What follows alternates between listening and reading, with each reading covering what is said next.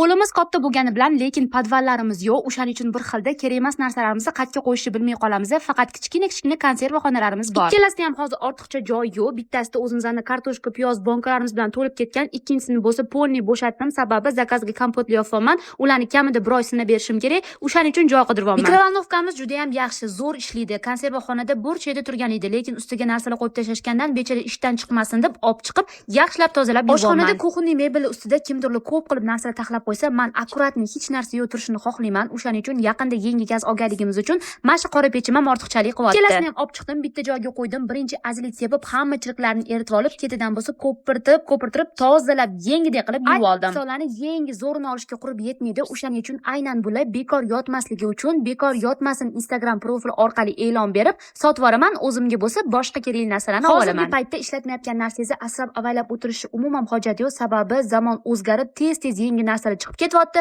Baribir olib o'tirib ishlatamiz. Agar siz ham uyingizda shunaqa ortiqcha pech, mikrovalnovka holati yaxshi, bolajoningizdan qolgan kolyaska, lyulka, kravatlar bo'ladigan bo'lsa, kimgadir kerak bo'lib qoladi. Bekor yotmasin Instagram profili orqali e'lon berib, sotib yuborsangiz bo'ladi. Ikkinchi tomoni, agar sizga kerak bo'ladigan narsalar bo'ladigan bo'lsa, bemalol shu profil orqali o'zingiz sotib olib xarid qilsangiz ham bo'ladi. Aytgancha esingizda bo'lsa, ukamni to'yda bir marta kiygan vechердий ko'ylaklarim va kelinimning ansamblalarini ham aynan shu profil orqali sotib olganman.